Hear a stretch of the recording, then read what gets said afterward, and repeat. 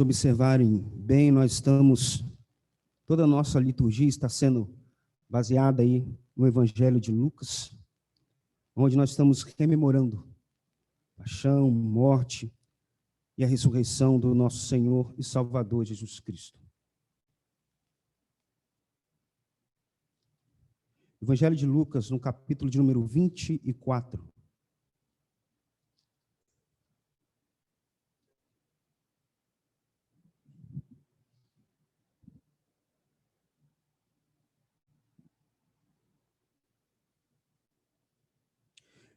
Lucas, capítulo de número 24, do versículo 1 ao versículo de número 12.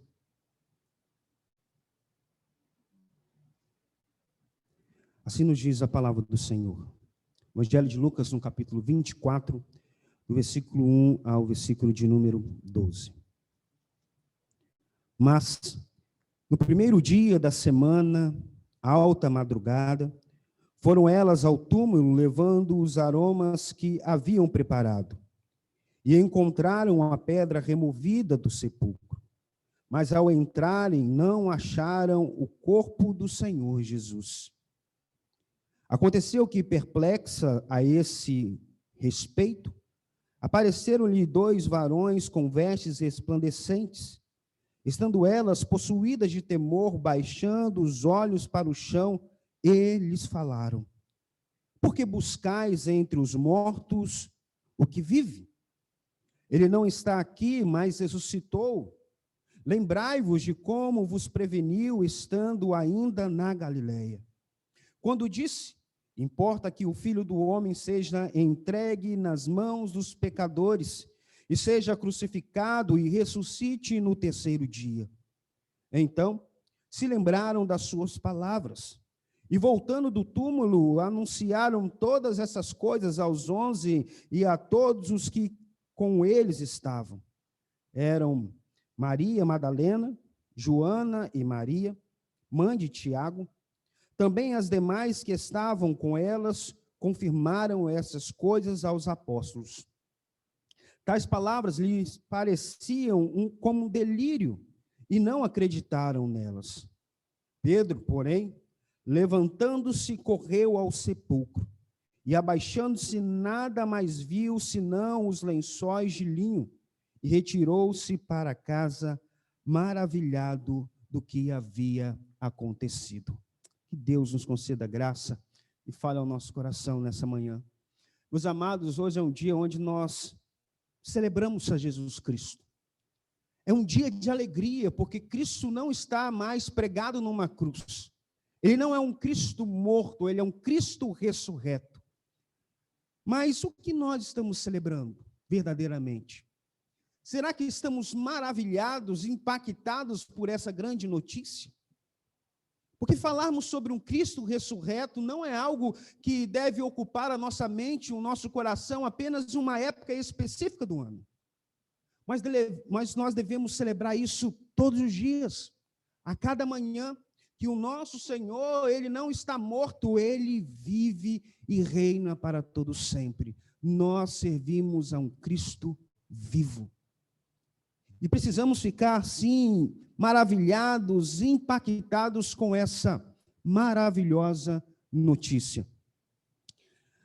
Se nós olharmos o versículo 1 do capítulo de número 12, o versículo 1 do capítulo 24, nós vamos perceber que esse texto não está desconectado do contexto. Aliás, as notícias que nos chamam a atenção aqui, elas começam desde o capítulo de número 22, eu quero convidá-los para que possamos fazer esse tour rapidamente. Abra sua Bíblia aí lá no capítulo 22.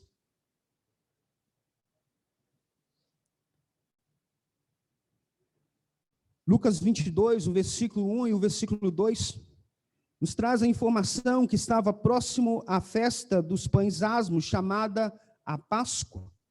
E ali os principais sacerdotes e escribas já estavam planejando como tirar a vida de Jesus. Se olharmos lá no capítulo 22, do versículo 3 ao versículo 6, nós vemos o pacto da traição. Como Judas assenta no seu coração a maneira como trair Jesus. Do versículo 7 ao versículo de número 13, do capítulo 22, nós vemos os discípulos fazendo o preparativo para a Páscoa. Quando nós chegamos no versículo de número 14 do capítulo 22, nós temos a última Páscoa. Momento em que Jesus, conforme o texto diz, estava ansioso para comer a Páscoa com os seus discípulos. Do versículo 19 para frente, até o versículo de número 23, nós vemos a mudança do rito, onde Jesus institui agora o sacramento, a celebração da ceia, comer do pão e beber do cálice. Esses são momentos maravilhosos. Se caminharmos um pouquinho mais à frente, do versículo de número 39 ao versículo 46, nós vemos o drama de Jesus no Getsêmani. Momento final com seus discípulos. Momento onde o mestre estava orando em agonia, pois ele sabia que ele absolveria toda a justa ira de Deus na cruz do Calvário por nós, pecadores. Nós temos no versículo 47 ao versículo de número 53.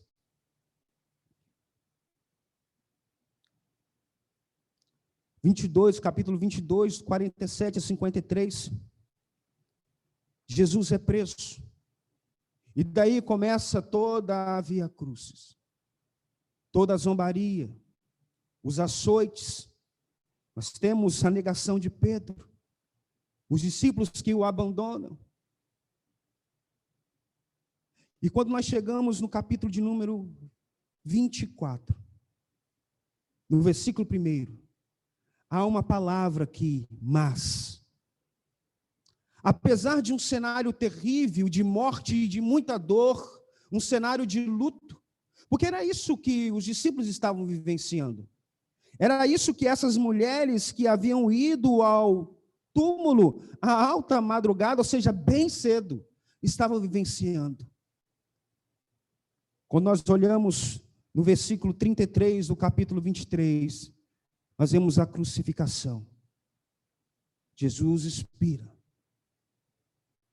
Ele realiza aquilo ao qual ele estava determinado a fazer.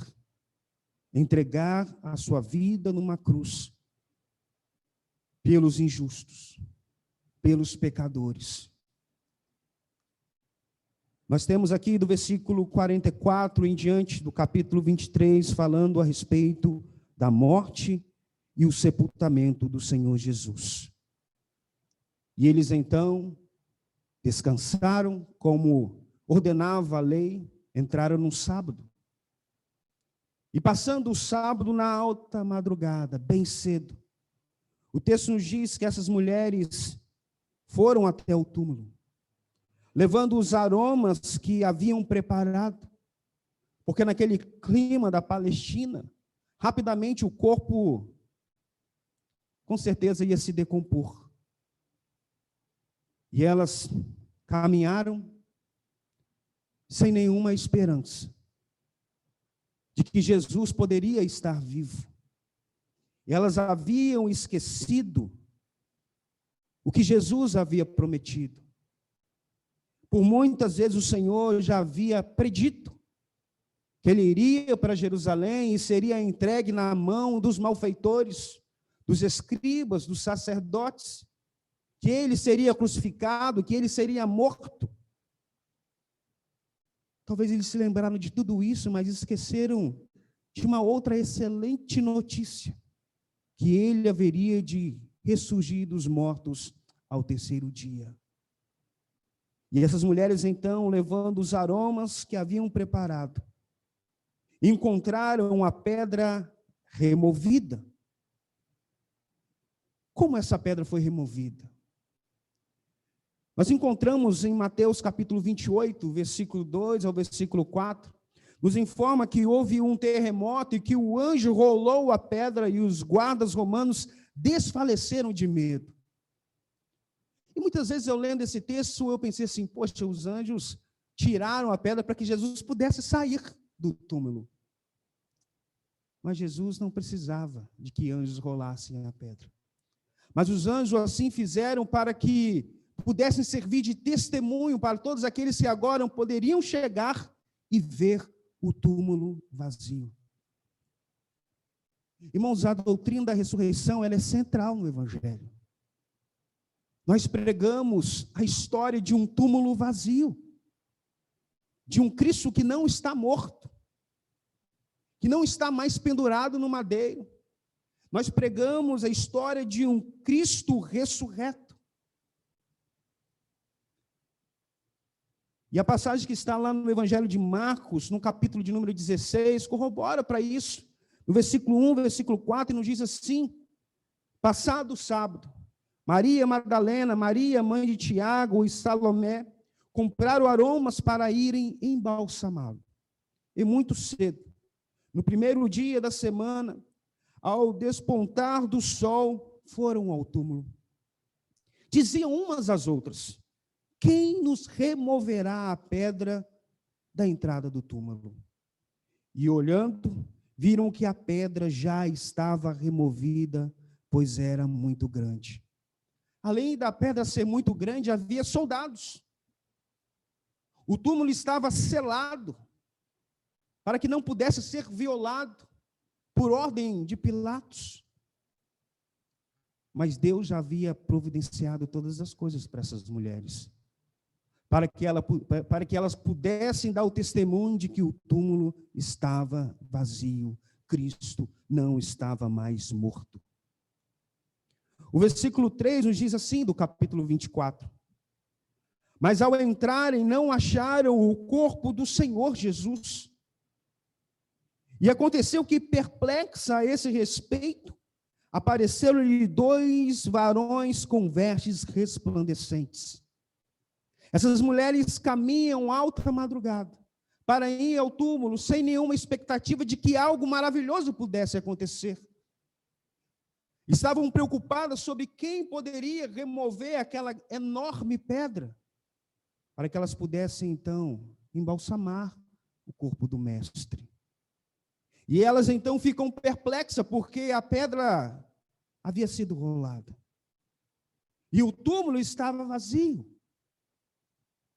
E chega ao coração delas uma maravilhosa notícia dada pelos anjos: varões com vestes resplandecentes.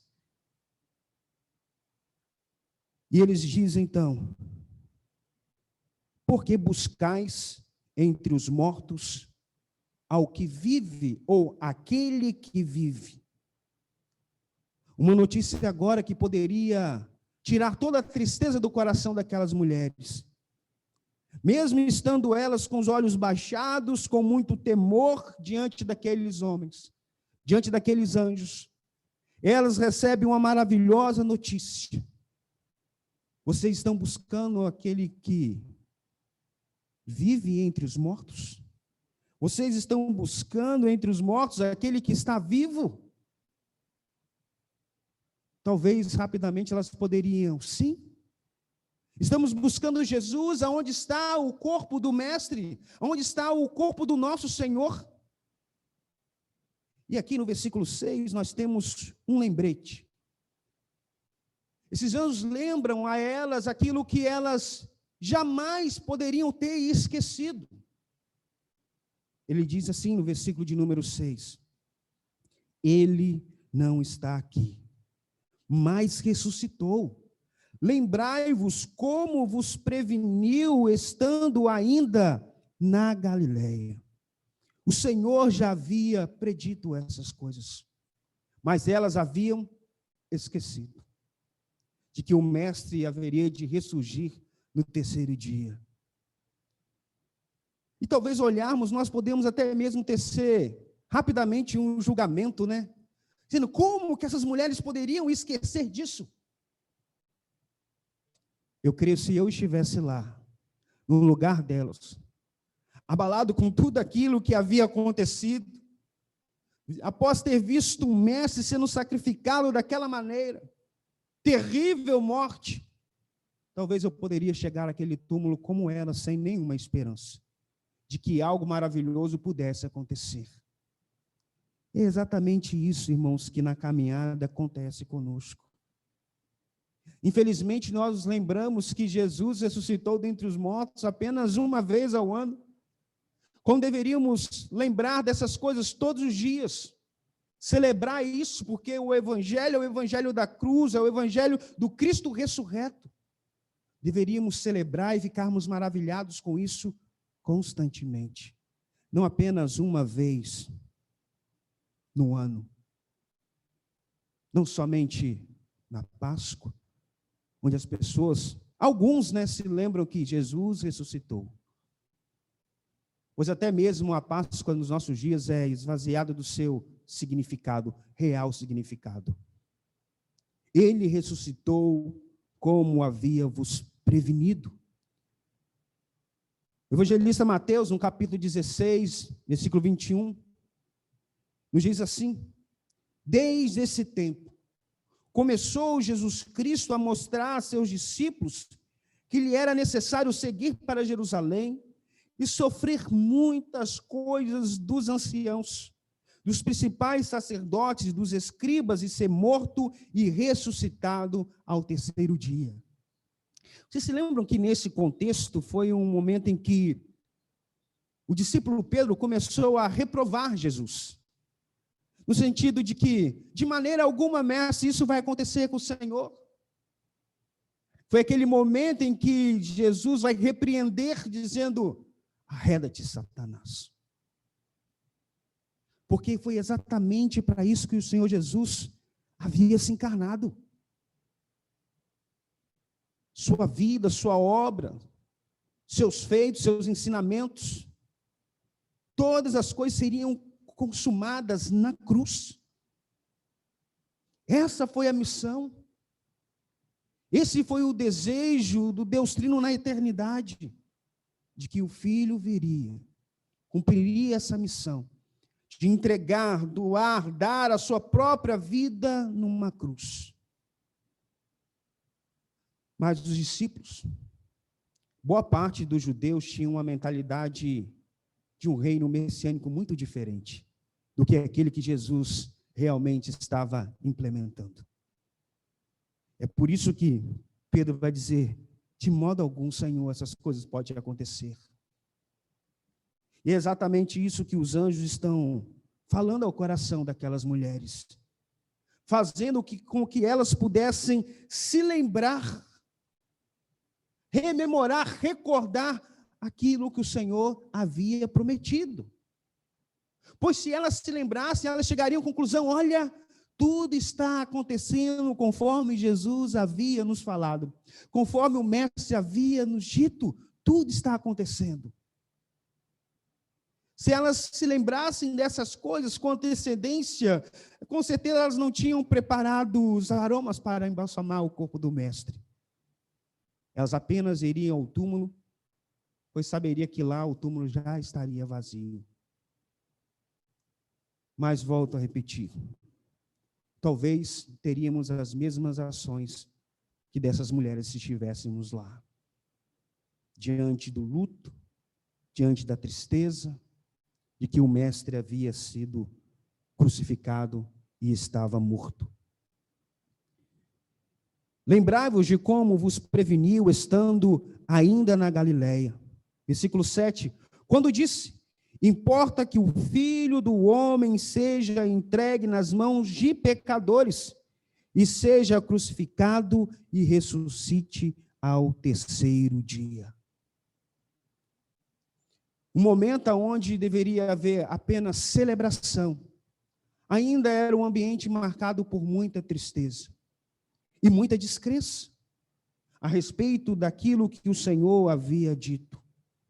Se olharmos um pouquinho à frente, quando o Senhor encontra dois discípulos, talvez não é dois discípulos entre o grupo dos 12, mas dois discípulos no caminho de Emaús, versículo 25 a 27 nos diz assim: então lhe disse Jesus: ó nécios e tardos de coração para crer tudo que os profetas disseram, Porventura não convinha que o Cristo padecesse e entrasse na sua glória?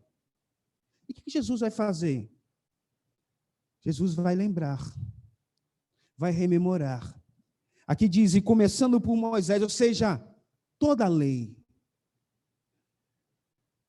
passando por todos os profetas, Jesus expunha-lhes o que a seu respeito constava em todas as Escrituras.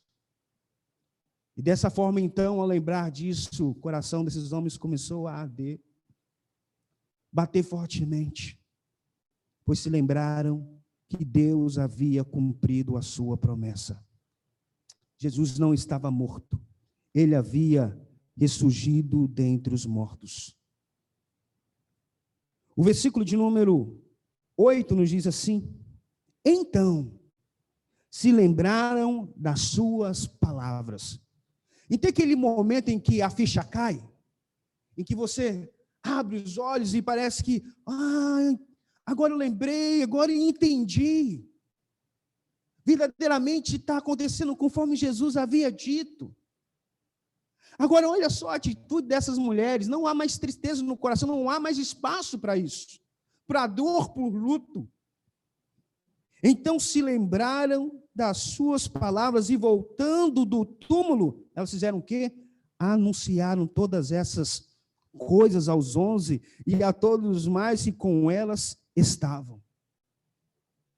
Há uma pegada diferente agora. Elas saem dispostas a testemunhar que o Cristo não está mais morto. Ele ressuscitou. Ele vive. E elas mesmas vão dar o testemunho, trazer essa boa nova, essa maravilhosa notícia aos próprios apóstolos. E como que eles recebem essa notícia? Nos diz assim, versículo 9 em diante. E voltando do túmulo, anunciaram todas essas coisas aos 11 e a todos os mais que com eles estavam. Era Maria Madalena, Joana, Maria, mãe de Tiago, também os demais que estavam com elas, confirmaram essas coisas aos apóstolos. Tais palavras lhes pareciam como delírio e não acreditaram nelas. As mulheres estão delirando, elas estão loucas. Como seria possível o mestre ressuscitar, estar vivo? Nós somos testemunhas da crucificação, da sua morte, quando ele deu o último suspiro. Quando ele mesmo disse, está tudo consumado, nós testemunhamos essas coisas. Essas mulheres estão loucas. Elas estão delirando. Eles deveriam, como apóstolos, estarem empolgados. Ou se recordarem, dizendo o seguinte, olha, sim, o mestre havia falado isso conosco, que ele haveria de ressuscitar no terceiro dia. Mas eles recebem a maravilhosa notícia sem nenhuma empolgação, com muitos questionamentos. Essas mulheres estão delirando, e então não acreditaram nelas. Em contrapartida, Pedro, levantando-se, correu ao sepulcro, talvez movido pela curiosidade ou para testificar, comprovar se realmente aquelas mulheres estavam falando a verdade. E baixando nada mais viu, senão os lençóis de linho, e retirou-se para casa, maravilhado do que havia acontecido. Meus amados irmãos, falar sobre ressurreição de Cristo deve ser algo que nos conduz a testemunhar, mas de certa forma maravilhado.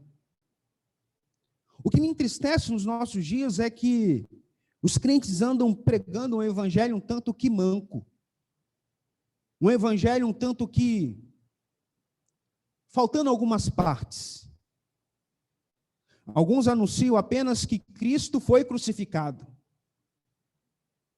Alguns vão testemunhar apenas que Cristo morreu. Mas essa não é a mensagem completa do evangelho.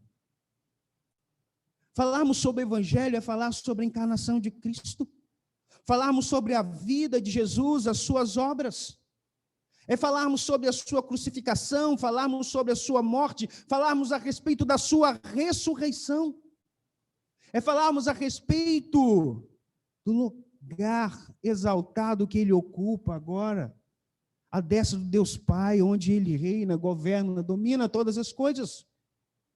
É falar que esse Jesus vai buscar a tua igreja. É falar que esse Jesus vai nos ressuscitar, mesmo que nós estivéssemos mortos. E se estivermos vivos, seremos arrebatados juntamente com ele, por meio dele, para ele. Essa é a mensagem do Evangelho, irmãos. A gente celebra todas essas coisas, né, durante o ano, que Jesus morreu, que Cristo deu a vida por mim, e a gente se esquece de falar de algo tão importante. Jesus Cristo ressuscitou. E esse é o diferencial da fé cristã. Que nós servimos um Deus ressurreto. Se procurarmos as suas cinzas, não encontraremos.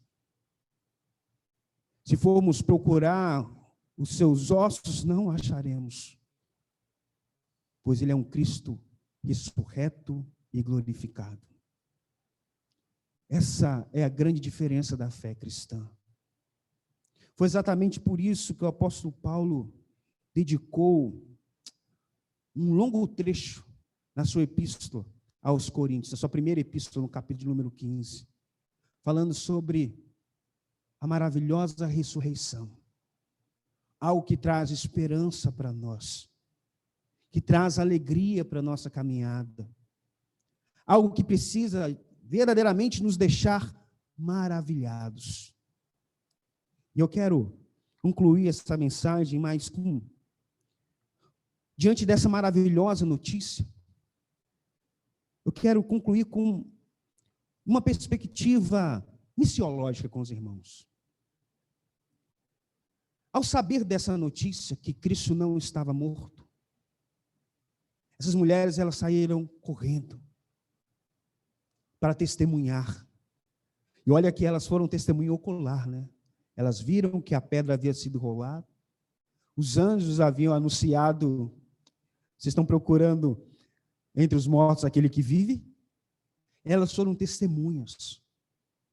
Essa maravilhosa notícia impactou aquelas mulheres de uma maneira grandiosa. E não havia outra coisa a se fazer a não ser testemunhar a respeito dessas coisas. Aonde eu quero chegar com isso, irmãos? Não adianta nós apenas uma vez por ano termos o culto da ressurreição, pregarmos para as pessoas que Cristo morreu numa cruz por elas. Nós precisamos pregar uma mensagem completa. Nós precisamos estar impactados, maravilhados com essa notícia, com essa boa nova, com o Evangelho, a fim de que possamos nós também sermos testemunha.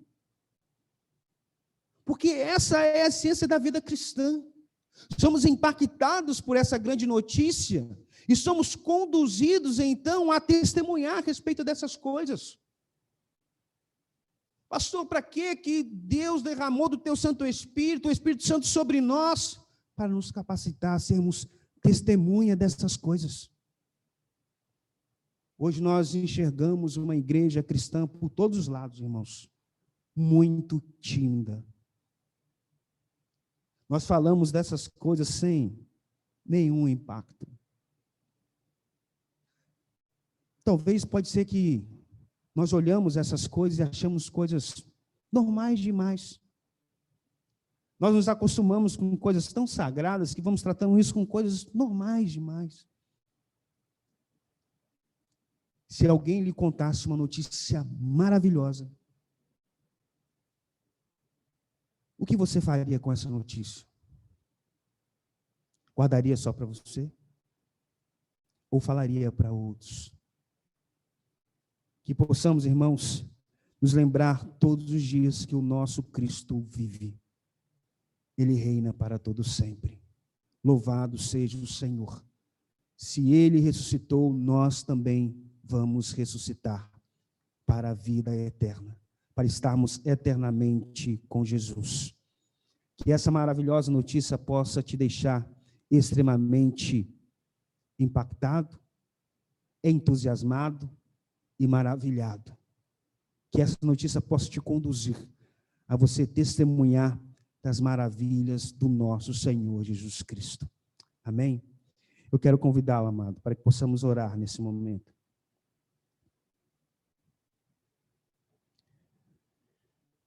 Vamos agradecer o Senhor.